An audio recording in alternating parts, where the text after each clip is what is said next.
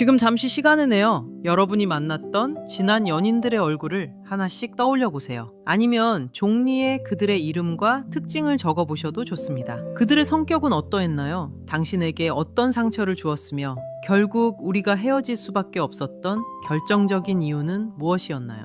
자, 이제 그 리스트를 가만히 들여다보시기 바랍니다. 혹시 소름 돋는 공통점이 보이지 않나요? 분명히 외모도 다르고 자라온 환경도 다른 사람들인데 묘하게도 그들은 당신에게 가장 큰 아픔을 주었던 과거의 누군가를 아주 많이 닮아 있을 겁니다.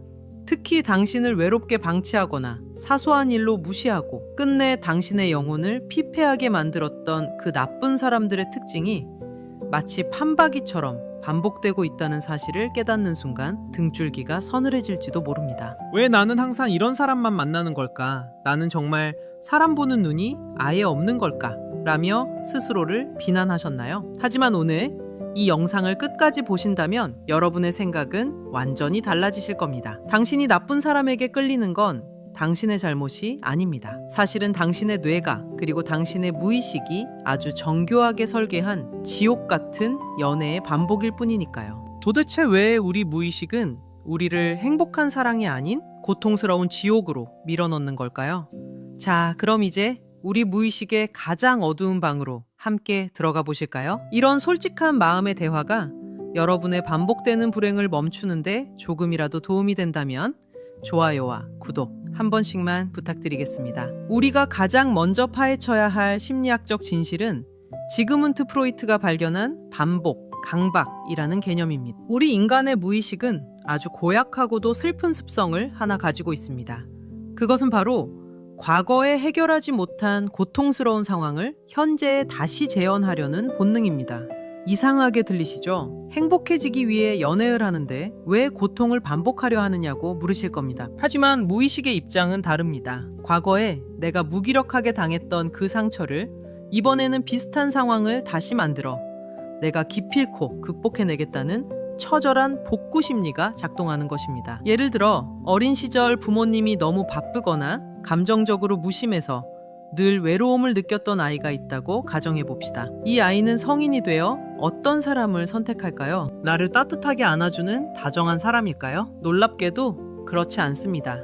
오히려 어린 시절 부모처럼 감정적으로 차갑고 회피적인 사람에게 본능적으로 강렬한 끌림을 느낍니다. 왜냐하면 그런 차가운 사람을 변화시켜서 마침내 나를 사랑하게 만든다면 어린 시절 부모에게 받지 못했던 그 인정을 드디어 보상받을 수 있을 거라는 무의식적인 환상에 빠지기 때문입니다. 이것이 바로 지옥 같은 연애가 반복되는 첫 번째 단추입니다. 당신은 상대를 사랑하는 게 아니라 상대를 통해 과거의 실패한 역사를 다시 쓰고 싶은 것입니다. 하지만 안타깝게도 무의식의 이 시도는 대부분 실패로 끝납니다. 상대는 과거의 부모가 아니며 당신은 여전히 그 익숙한 고통 속에서 허우적거리게 될 뿐이니까요. 두 번째로 우리가 알아야 할 것은 친밀감에 대한 뇌의 심각한 착각입니다. 심리학에서는 이를 익숙함의 오류라고 부릅니다. 우리 뇌의 가장 깊은 곳에 있는 편도체는 건강하고 평온한 사랑보다는 아프고 괴롭더라도 익숙한 감정을 안전하다고 느낍니다. 만약 당신이 늘 불안하고 긴장된 환경에서 자랐다면 평온하고 다정한 사람과의 만남은 오히려 당신에게 지루함이나 어색함을 줍니다. 뇌는 평화로운 상태를 낯설고 위험한 것으로 간주해버리죠. 반대로 당신을 안달나게 하고 연락이 안 되어 애태우게 만드는 나쁜 사람을 만날 때 당신을 뇌는 이게 바로 열정적인 사랑이지 라며 엄청난 양의 도파민을 뿜어냅니다. 사실 그때 느끼는 그 짜릿한 감정은 진정한 사랑이 아닙니다. 그것은 생존을 위협받을 때 느끼는 불안과 스트레스 호르몬인 코르티솔의 작용일 뿐입니다. 그런데 당신의 무의식은 이 강렬한 불안을 사랑의 설렘으로 착각해버립니다. 결국 당신은 자신을 소중히 여겨주는 좋은 사람을 매력 없는 사람으로 치부하며 발로 차버리고 또다시 당신의 영혼을 갉아먹을 나쁜 사람의 품으로 스스로 걸어 들어가는 것입니다.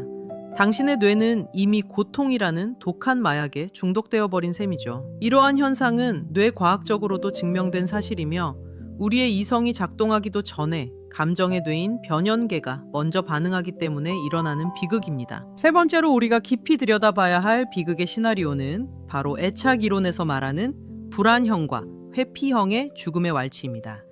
심리학에서는 이를 불안회피 밀당의 굴레라고 부르기도 하죠. 이상하게도 사랑받고 싶어 안다라는 불안형 애착을 가진 사람들은 자신의 마음을 절대 열어주지 않는 차가운 회피형 애착을 가진 사람에게 자석처럼 끌립니다. 불안형은 상대방이 멀어질까봐 끊임없이 확인하고 매달리며 자신의 가치를 증명하려 애쓰고, 회피형은 상대가 다가올수록 숨이 막혀 더 깊은 동굴로 숨어버립니다. 이 과정에서 불안형은 엄청난 고통을 느끼지만 역설적으로 그 고통이 깊어질수록 상대를 더 간절히 원하게 됩니다. 상대가 아주 가끔 보여주는 미묘한 다정함에 목을 매며 이번에는 다를 거야, 드디어 마음을 열었어 라고 스스로를 속이는 것이죠. 이것은 마치 사막에서 신기루를 쫓는 것과 같습니다. 하지만 이것은 진정한 사랑의 교감이 아니라 서로의 결핍이 정교하게 맞물려 돌아가는 기괴한 톱니바퀴일 뿐입니다. 회피형은 누군가에게 의지하는 공포를 피하기 위해 상대를 밀어내고,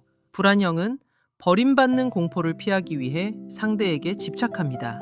결국 두 사람은 서로의 상처를 치유해주는 것이 아니라 오히려 가장 아픈 곳만 골라 찌르는 잔인한 춤을 추고 있는 셈입니다. 이 춤은 한 사람이 완전히 정신적으로 무너지거나 관계가 파편이 되어 흩어질 때까지 결코 멈추지 않습니다. 여기에 더해 투사적 동일시라는 개념을 이해하면 왜 이 고리가 그토록 끊기 힘든지 알 수 있습니다. 당신은 무의식적으로 상대방이 나를 비난하거나 무시하도록 유도하는 행동을 할 때가 있습니다. 왜 그럴까요? 그래야만 당신이 익숙하게 느껴왔던 나는 사랑받을 가치가 없는 사람이라는 자아 이미지를 유지할 수 있기 때문입니다. 참으로 잔인한 일입니다. 당신의 자아는 행복보다는 익숙한 불행을 선택함으로써 자신의 존재를 확인하려 합니다. 나쁜 사람은 당신의 이런 무의식적인 기대를 정확히 충족시켜주는 최악의 파트너가 되는 것이죠. 그들은 당신의 낮은 자존감을 먹이 삼아 자신의 우월감을 채우고, 당신은 그들의 무시를 통해 자신의 초라함을 재확인하는 악순환이 완성됩니다. 그렇다면 이제 이 지옥 같은 반복 강박을 어떻게 하면 멈출 수 있을까요? 여러분의 인생을 구원할 3가지 실전 심리 전략을 아주 구체적으로 말씀드리겠습니다. 첫 번째는 메타인지를 활용한 레드 플래그 인식하기입니다. 이제부터 누군가를 만날 때 가슴이 미친 듯이 뛰고 그 사람이 아니면 죽을 것 같은 강렬한 운명적인 느낌이 든다면 잠시 멈추세요.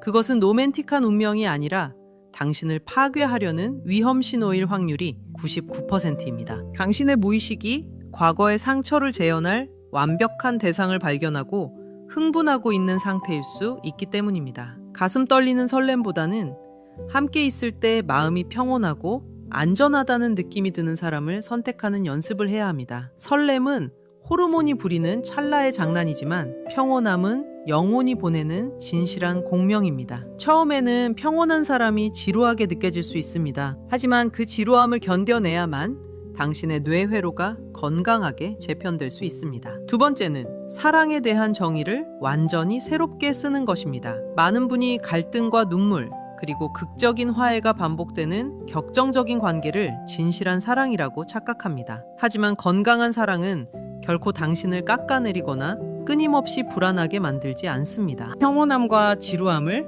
명확히 구분하세요. 건강한 관계는 가끔은 지루할 만큼 안정적이고 예측 가능합니다. 폭풍우가 몰아치는 거친 바다가 아니라 잔잔하게 빛나는 호수 같은 사랑이 진짜 당신의 영혼을 치유할 수 있는 사랑임을 뇌에게 계속해서 가르쳐야 합니다. 만약 관계에서 지루함이 느껴진다면 그것은 당신의 연애가 아주 건강하게 작동하고 있다는 가장 강력한 증거일지도 모릅니다. 뇌 가소성의 원리에 따라 우리는 새로운 사랑의 패턴을 얼마든지 학습하고 익힐 수 있습니다. 마지막 3번째는 철저한 홀로서기를 통한 자기 돌봄입니다. 반복 강박에 빠지는 근본적인 이유는 내 안의 어린아이가 여전히 누군가의 인정을 갈구하며 울고 있기 때문입니다. 이제는 그 인정을 타인에게서 구걸하지 마세요. 거울 속의 자신을 바라보며 그때 그 시절 힘들었던 어린 나에게 충분히 고생했다고, 이제는 내가 너를 지켜주겠다고 스스로 위로해 주어야 합니다. 내가 나를 온전히 책임질 수 있고 나 자신과 잘 지낼 수 있을 때 우리는 비로소